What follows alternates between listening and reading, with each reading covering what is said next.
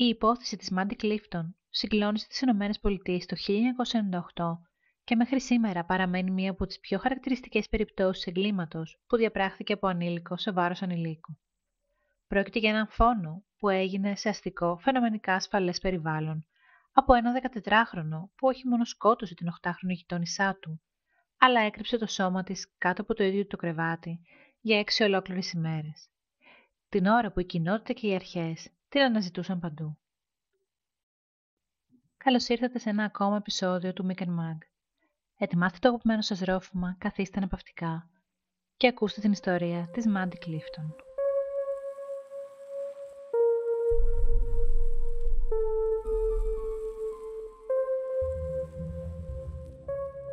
Η υπόθεση αυτή δεν είναι απλώς σοκαριστική λόγω της πράξης καθεαυτής. Είναι και ιδιαίτερη λόγω της ηλικίας του δράστη, της αντίδρασης των γονιών του, της κατασκευής ενός ψευδούς προφίλ κανονικότητας από τον ίδιο κατά τη διάρκεια των ερευνών, αλλά και των συζητήσεων που προκάλεσε σχετικά με την ευθύνη ανηλίκων στο ποινικό σύστημα. Η Μάντι Κλίφτον έμενε λίγα σπίτια μακριά από τον Τζόσουα Φίλιπς. Έπαιζαν στη γειτονιά όπως κάνουν τα περισσότερα παιδιά. Όταν η Μάντι εξαφανίστηκε, η αναζήτηση ήταν μαζική.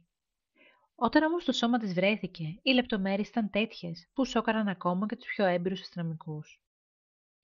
Η Μάντι ήταν 8 ετών. Ζούσε με την οικογένειά της στη συνοικία Lakewood του Jacksonville, στη Φλόριντα. Ήταν το μικρότερο από τα δύο παιδιά της οικογένειας Clifton. Εκείνη την Τρίτη είχε μόλις επιστρέψει από το σχολείο και όπως συνήθιζε βγήκε έξω για να παίξει. Οι μαρτυρίες λένε ότι έφυγε από το σπίτι περίπου στις 5 το απόγευμα, κρατώντας τον μπαστούνι του μπέιζμπολ και μια μπάλα. Η μητέρα της, Σέιλα Κλίφτον, ανέφερε ότι το παιδί της δεν είχε πει τίποτα το ασυνήθιστο. Δεν υπήρξε κάποιος καυγάς, ούτε σημάδια ανησυχίας. Όταν όμως το σκοτάδι έπεσε και η Μάντι δεν είχε επιστρέψει, οι γονείς της ανησύχησαν άμεσα. Στις 6:30 το απόγευμα, και αφού ήδη είχαν ξεκινήσει να ψάχνουν τη γειτονιά, η οικογένεια ειδοποίησε την αστυνομία. Λίγο αργότερα ξεκίνησε μία από τις μεγαλύτερες τοπικές αναζητήσεις αγνοούμενου παιδιού στη Φλόριντα. Η κινητοποίηση ήταν άμεση. Εκατοντάδες κάτοικοι της περιοχής συγκεντρώθηκαν για να βοηθήσουν στις έρευνες. Δημιουργήθηκαν ομάδες εθελοντών, ενώ σε διάστημα λίγων ωρών είχαν ήδη τυπωθεί και μοιραστεί αφίσες με τη φωτογραφία της Μάντι. Οι αρχές, σε συνεργασία με το FBI, ξεκίνησαν συστηματικούς ελέγχους σε κάθε σπίτι της περιοχής. Ένας προς ένας, οι κάτοικοι ρωτήθηκαν αν είχαν δει ή ακούσει κάτι. Το σπίτι των Φίλιπς, δηλαδή το σπίτι του Τζόσουα, ερευνήθηκε οπτικά, χωρίς ωστόσο να εντοπιστεί τίποτα ύποπτο εκείνη τη στιγμή. Η κοινότητα σοκαρίστηκε, αλλά παρέμεινε ενωμένη. Οι γονείς της Μάντι έδωσαν τηλεοπτικές δηλώσεις, ζητώντας από οποιονδήποτε είχε πληροφορίες να επικοινωνήσει μαζί τους ή με τις αρχές. Όπως αποδείχτηκε όμως αργότερα, το σώμα της Μάντι βρισκόταν ήδη μέσα σε ένα από τα σπίτια που είχαν ερευνηθεί. Η αστυνομία χειρίστηκε την υπόθεση αρχικά ως τυπική εξαφάνιση. Δεν υπήρξαν ενδείξεις για απαγωγή ή εγκληματική ενέργεια με το καλημέρα σας. Δεν υπήρξε κάποιο τηλεφώνημα, ούτε μαρτυρία για κάποιο άγνωστο όχημα. Το πιο ανησυχητικό στοιχείο ήταν η πλήρης έλλειψη οποιοδήποτε ίχνους της Μάντι. Το κορίτσι απλώς εξαφανίστηκε, χωρίς να την δει κανείς να φεύγει ή να συνοδεύεται από κάποιον. Η οικογένεια Φίλιπς συμμετείχε κανονικά στις έρευνες. Ο 14χρονος Τζόσουα έπαιζε μπάλα με άλλους εφήβους, έδινε μαρτυρίες για το που ήταν και συμπεριφερόταν φυσιολογικά μπροστά στους αστυνομικούς και τους εθελοντές. Μετά τη δήλωση εξαφάνισης της Μάντι Κλίφτον, το απόγευμα της 3ης Νοεμβρίου 1998, η αστυνομία του Jacksonville κινητοποιήθηκε άμεσα. Ξεκίνησε επιτόπια έρευνα στην περιοχή Lakewood, όπου διέμενε η οικογένεια. Οι γείτονες δήλωσαν πως η Μάντι είχε βγει από το σπίτι για να παίξει περίπου στις 5 το απόγευμα και από τότε δεν την ξαναείδε κανείς. Το σπίτι των Κλίφτον έγινε σύντομα το επίκεντρο των επιχειρήσεων. Εκατοντάδες αστυνομικοί και εθελοντές ξεκίνησαν πόρτα-πόρτα τις έρευνες, ψάχνοντας σε αυλές, υπόστεγα, κάδους, αποχετεύσεις, εγκαταλελειμμένα σπίτια και πάρκα. Οι έρευνες κάλυψαν περισσότερα από 320 σπίτια την πρώτη κιόλας ημέρα. Οι αστυνομικοί χρησιμοποίησαν ακόμη και ειδικά εκπαιδευμένους σκύλους για τον εντοπισμό της μικρής Μάντι. Τα μέσα ενημέρωσης μετέδιδαν συνεχώς ενημερώσεις για την υπόθεση. Η οικογένεια Κλίφτον έδωσε πολλές δημόσιες δηλώσεις. Η μητέρα της Μάντι, Σέιλα Κλίφτον, έκανε έκκληση στον απαγωγέα, αν υπήρχε, να αφήσει τη Μάντι ελεύθερη. Όλη η γειτονιά κινητοποιήθηκε. Ο πατέρας της, Steve Clifton, αναφέρθηκε σε ένα φυσιολογικό, χαμογελαστό κορίτσι που αγαπούσε να παίζει baseball. Ένα από τα πρώτα σπίτια που ελέγχθηκαν ήταν εκείνο της οικογένειας Phillips, μόλις 3 σπίτια μακριά από τους Clifton. Οι αστυνομικοί έκαναν οπτικό έλεγχο στο σπίτι, όπως και σε όλα τα υπόλοιπα, χωρίς ένταλμα, δηλαδή δεν ερεύνησαν συρτάρια, έπιπλα ή υπνοδωμάτια εξονοχιστικά. Ο Τζόσουα Φίλιπς, 14 ετών τότε, ανέφερε στους αστυνομικούς πως δεν είχε δει τη Μάντι εκείνη τη μέρα και ότι έπαιζε βιντεοπαιχνίδι στο δωμάτιό του. Η μητέρα του, Μελίσσα Φίλιπς, είπε πως ο Τζόσουα δεν έδειχνε καμία αλλαγή στη συμπεριφορά του. Πήγαινε στο σχολείο κανονικά, έτρωγε με την οικογένεια, μιλούσε φυσιολογικά και βοηθούσε στην αναζήτηση. Η αστυνομία δεν είχε κανένα λόγο να υποψιαστεί κάτι και το σπίτι δεν θεωρήθηκε ύποπτο σημείο. Αργότερα, ωστόσο, αποκαλύφθηκε πως κατά τη διάρκεια των ημερών μετά την εξαφάνιση, ο Τζόσουα καθάριζε συνεχώς το δωμάτιό του και χρησιμοποιούσε αποσμητικά χώρου για να καλύψει την έντονη μυρωδιά αποσύνθεσης. Το σώμα της Μάντι ήταν κάτω από το κρεβάτι του, μέσα σε ένα ειδικά τροποποιημένο ξύλινο πλαίσιο που ο ίδιος είχε φτιάξει για να κρύβει πράγματα. Το δωμάτιο ήταν τακτοποιημένο εξωτερικά, χωρίς ίχνη βίας, και γι' αυτό δεν έγινε ποτέ ενδελεχής έλεγχος. Οι ημέρες περνούσαν χωρίς να εντοπίζεται η Μάντι. Το FBI εμπλέκτηκε επισήμως και το τμήμα εγκλημάτων κατά ανηλίκων του Jacksonville ξεκίνησε να εξετάζει πιθανότητες απαγωγής ή και εγκληματικής ενέργειας από γνωστό πρόσωπο. Το γεγονός ότι δεν υπήρχε κανένα σημάδι διάρρηξης ή απαγωγής οδήγησε τις αρχές να υποψιάζονται ότι ο δράστης μπορεί να ήταν μέλος της κοινότητας. Η οικογένεια Φίλιπς συνέχιζε να εμφανίζεται κανονικά. Ο Τζόσουα φαίνονταν ήρεμος και κοινωνικός, ακόμα και μπροστά σε κάμερες. Έπαιζε με τα άλλα παιδιά, βοηθούσε σε φυσοκολλήσεις και συμμετείχε στις αναζητήσεις, τη στιγμή που το πτώμα της Μάντι βρισκόταν μέσα στο ίδιο του το δωμάτιο. Στις 10 Νοεμβρίου 1998, οι αρχές είχαν πλέον αρχίσει να θεωρούν πως η υπόθεση ίσως συνδέεται με έγκλημα. Το FBI ξεκίνησε νέο κύκλο ανακρίσεων και άνοιξε ξανά φακέλους για όλους τους κατοίκους του Υδραγώνου. Εκείνη την ημέρα όμως, το μυστικό αποκαλύφθηκε όχι από τις αρχές, αλλά από τη μητέρα του ίδιου του Τζόσουα. 6 ημέρες μετά την εξαφάνιση της Μάντι, η υπόθεση πήρε απρόσμενη τροπή από κάτι εντελώς ανεξάρτητο από τις αστυνομικές έρευνες. Η Μελίσσα Φίλιπς, μητέρα του Τζόσουα, μπήκε στο δωμάτιο του γιού της για να καθαρίσει. Ο Τζόσουα ήταν στο σχολείο εκείνη τη στιγμή. Καθώς καθάριζε, παρατήρησε μια έντονη μυρωδιά αποσύνθεσης. Ερχόταν από το κάτω μέρος του κρεβατιού του.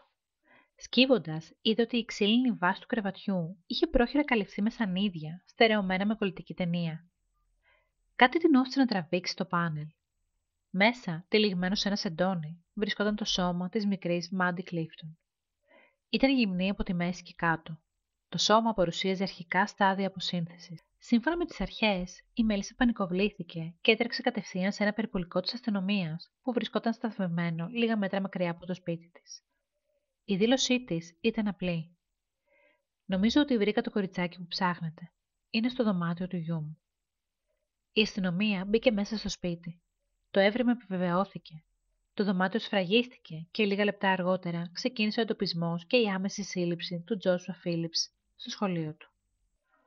Ο Τζόσουα οδηγήθηκε στο αστυνομικό τμήμα για ανάκριση. Ήταν 14 ετών και σύμφωνα με την πολιτιακή νομοθεσία της Φλόριντα μπορούσε να ανακριθεί η παρουσία του γονέα του, χωρίς την παρουσία δικηγόρου, εφόσον υπήρχε στην κατάθεση. Κατά τη διάρκεια της ανάκρισης, ο Τζόσουα ομολόγησε γραπτός το έγκλημά του. Περιέγραψε με σχετικές λεπτομέρειες τι συνέβη στις 3 Νοεμβρίου. Η Μάντι ήρθε στο σπίτι του για να παίξουν baseball. Κατά τη διάρκεια του παιχνιδιού, την χτύπησε κατά λάθος το μάτι με το ρόπαλο. Η Μάντι άρχισε να κλαίει έντονα και εκείνος φοβήθηκε ότι ο πατέρας του, που ήταν αυστηρός και δεν του επέτρεπε να έχει κορίτσια στο σπίτι, θα τον τιμωρούσε. Σε κατάσταση πανικού, την έσυρε στο δωμάτιό του. Εκεί την χτύπησε ξανά με το ρόπαλο και ακολούθως τη μαχαίρωσε επανειλημμένα στο στήθος με σουγιά. Τύλιξε το σώμα της με κουβέρτα, το έβαλε κάτω από το κρεβάτι και το σκέπασε. Η εκδοχή του Τζόσουα επικεντρωνόταν στην ιδέα του ατυχήματος, του φόβου και του πανικού. Ωστόσο, η ιατροδικαστική εξέταση και η συμπεριφορά του τις επόμενες ημέρες αντικρούν την έννοια του πανικού ως αποκλειστικής εξήγησης. Η Μάντι είχε 7 τραύματα από μαχαίρι στο στήθος και σημάδια χτυπήματος στο κεφάλι με ρόπαλο. Δεν υπήρχαν στοιχεία πλήρους σεξουαλικής επίθεσης, Αλλά οι ερευνητές δεν απέκλεισαν το ενδεχόμενο σεξουαλικού κινήτρου ή απόπειρας, λόγω της τάσης του σώματος και του μερικού γδυσίματος. Ο ιατροδικαστής δεν μπορούσε να επιβεβαιώσει με απόλυτη ακρίβεια την ώρα του θανάτου, λόγω της αποσύνθεσης. Ωστόσο, εκτιμήθηκε πως η Μάντι πέθανε την ίδια μέρα της εξαφάνισής της, πιθανότατα λίγη ώρα μετά την εισοδό της στο σπίτι του Τζόσουα. Η αποκάλυψη σόκαρε το Τζάξονσβιλ. Ο 14χρονος που συμμετείχε στις έρευνες, που είχε μιλήσει με γείτονες, που ζούσε φυσιολογικά επί 6 ημέρες με το πτώμα της Μάντι κάτω από το κρεβάτι του, ήταν ο δολοφόνος της. Οι τοπικές αρχές, οι κάτοικοι και τα μέσα ενημέρωσης εξέφρασαν σοκ, δυσπιστία και αγανάκτηση. Η κοινότητα που είχε ενωθεί στην αναζήτηση ενός χαμένου παιδιού συνειδητοποίησε ότι ο δράστης βρισκόταν ανάμεσά τους από την αρχή.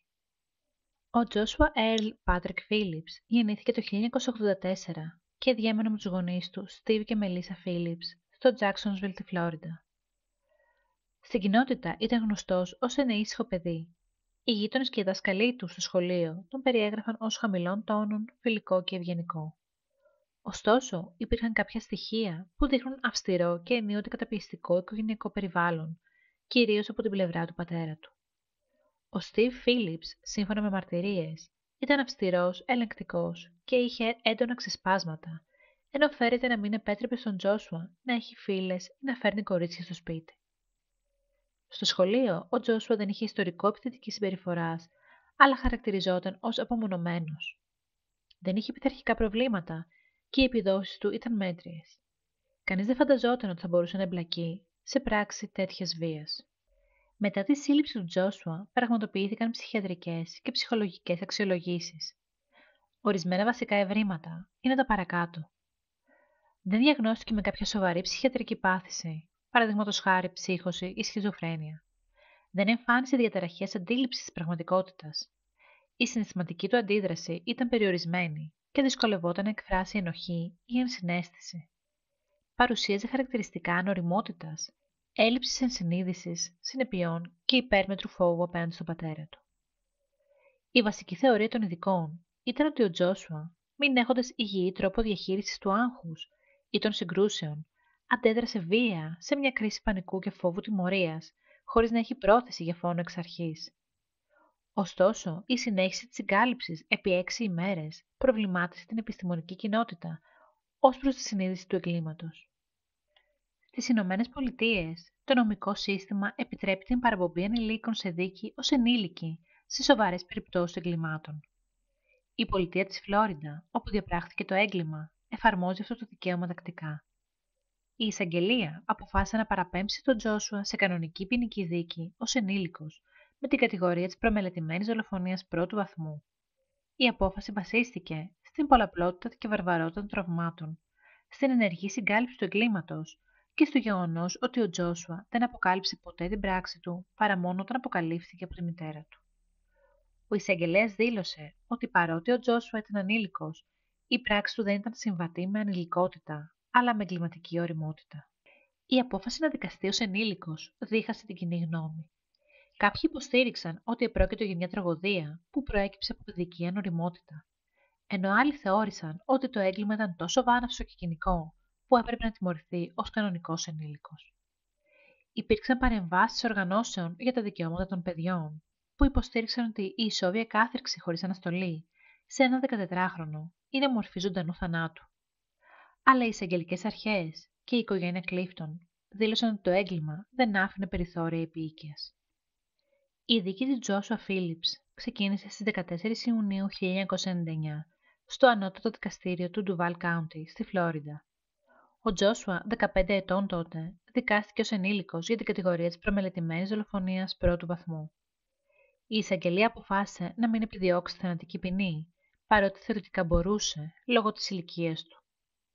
Ανταυτού, στόχος ήταν η επιβολή ισόβιας κάθριξης χωρίς δυνατότητα αναστολής, που ήταν και η μέγιστη ποινή που προβλεπόταν.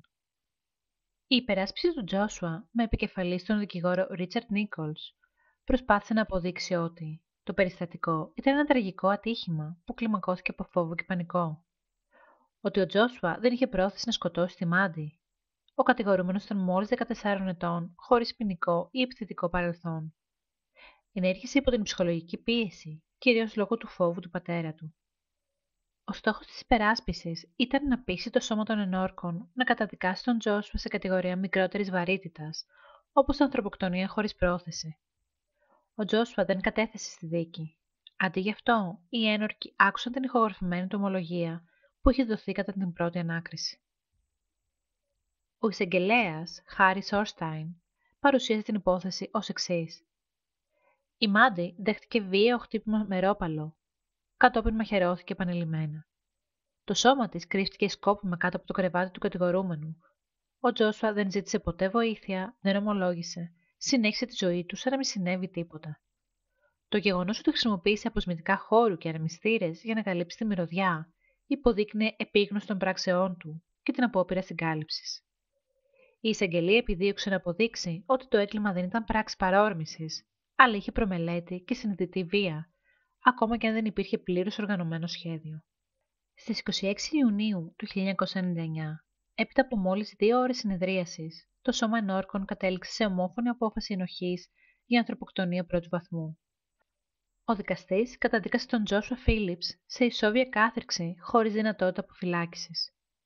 Δεν επιβλήθηκαν πρόσθετες ποινές.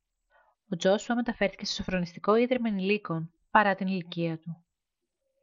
Η οικογένεια Κλίφτον δήλωσε ανακούφιση, αν και κανένα αποτέλεσμα δεν μπορούσε να φέρει πίσω τη Μάντι. Η οικογένεια Φίλιπς, από την άλλη, δεν έκανε δηλώσεις. Η μητέρα του Τζόσουα, που ήταν και αυτή που αποκάλυψε την υπόθεση, παρέμεινε σιωπηλή. Η υπόθεση συζητήθηκε εκτενώς σε όλη τη χώρα και άνοιξε δημόσια συζήτηση για το κατά πόσο είναι ηθικά αποδεκτό να τιμωρούνται ανήλικοι με ποινές ισόβιας κάθριξης χωρίς αναστολή. Αμέσως μετά την καταδίκη του το 1999, ο Τζόσουα Φίλιπς μεταφέρθηκε σε σοφρονιστικό κατάστημα ενηλίκων στη Φλόριντα, παρότι ήταν μόλις 15 ετών. Για λόγους ασφαλείας, τέθηκε αρχικά σε προστατευτική απομόνωση. Αργότερα εντάχθηκε στο γενικό πληθυσμό των κρατουμένων. Τα πρώτα χρόνια της κράτησής του χαρακτηρίστηκαν από παραδειγματική συμπεριφορά. Συμμετείχε σε εκπαιδευτικά προγράμματα, εργάστηκε εντός της φυλακής και σύμφωνα με αρχεία σοφρονιστικών αρχών δεν παρουσίασε βίαιη ή παραβατική συμπεριφορά. Το 2008 έδωσε συνέντευξη στο περιοδικό Newsweek, στην οποία δήλωσε «Δεν έχω καμία δικαιολογία. Αυτό που έκανα ήταν φρικτό. Το κουβαλάω κάθε μέρα της ζωής μου». Παρά την έκφραση μεταμέλειας, ο ίδιος δεν είχε δικαίωμα αναστολής ή επανεξέτασης της ποινής του, μέχρι που άλλαξε η νομοθεσία. Το 2012, το Ανώτατο Δικαστήριο των ΗΠΑ έκρινε ότι η ισόβια κάθριξη χωρίς αναστολή για ανηλίκους παραβιάζει τη συνταγματική απαγόρευση των σκληρών και ασυνήθιστων τιμωριών, εφόσον δεν προηγηθεί εξατομικευμένη αξιολόγηση. Το 2016 η απόφαση κατέστη αναδρομική και έτσι δεκάδες χιλιάδες περιπτώσεις ενηλίκων σε ισόβια επανεξετάστηκαν, ανάμεσά τους και αυτή του Τζόσουα Φίλιπς. Στις 28 Νοεμβρίου του 2017 πραγματοποιήθηκε νέα ακρόαση για επαναπροσδιορισμό της ποινής του Τζόσουα, παρουσία και των δύο οικογενειών.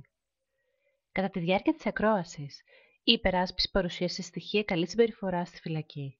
Μαρτυρίες χαρακτήρα υποστήριξαν ότι ο Τζόσουα είχε αλλάξει σημαντικά.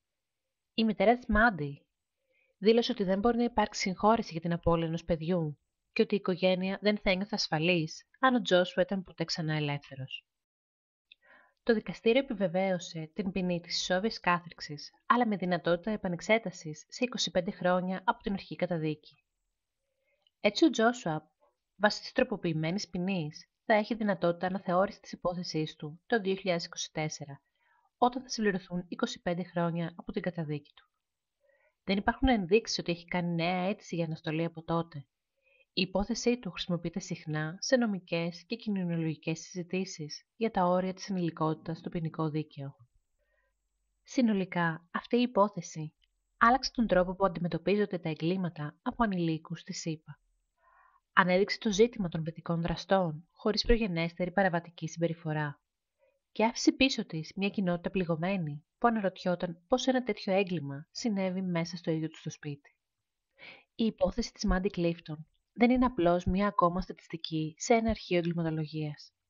Είναι η ιστορία ενός 8χρονου κοριτσιού που χάθηκε μέσα σε μια γειτονιά όπου όλοι πίστευαν ότι ήταν ασφαλής. Είναι επίσης η ιστορία ενός 14χρονου παιδιού που σκότωσε, έκρυψε, προσποιήθηκε και για πάντα άλλαξε δύο οικογένειες, αλλά και τη συζήτηση γύρω από το ποινικό όριο ευθύνης των ενηλίκων. Η υπόθεση προκάλεσε σοκ λόγω των συνθηκών, της ηλικίας και της απόκρυψης. Όμως, πίσω από τα πρωτοσέλιδα υπήρξε ένα παιδί, η Μάντι, που δεν είχε καμία ευκαιρία να μεγαλώσει. Ένα κορίτσι που έφυγε βιαστικά, βίαια, αδικαιολόγητα. Σήμερα, περισσότερα από 2 δεκαετίες μετά, το όνομα Μάντι Κλίφτον εξακολουθεί να αναφέρεται σε νομικές μελέτες, σε ψυχολογικά συνέδρια και σε συζητήσεις για τη σοφρονιστική πολιτική. Αλλά το πιο σημαντικό είναι ότι παραμένει σύμβολο του πόσο λεπτά είναι τα όρια μεταξύ παιδικής ηλικίας και τραγωδίας, μεταξύ κοινής καθημερινότητας και του αδιανόητου. Το επεισόδιο αυτό δεν είναι αφιερωμένο στον θήτη. Είναι αφιερωμένο στη Μάντι και σε όλα τα παιδιά των οποίων η ζωή διακόπηκε ξαφνικά, σε ένα απόγευμα, σε ένα δωμάτιο, σε μια αλήθεια που αποκαλύφθηκε πολύ αργά. Σας ευχαριστώ που μείνατε μαζί μου ως εδώ. Αν σας άρεσε το επεισόδιο, πατήστε like, εγγραφή, αφήστε μας τα σχόλιά σας και στηρίξτε το κανάλι. Μέχρι την επόμενη φορά, να είστε ασφαλείς και να προσέχετε.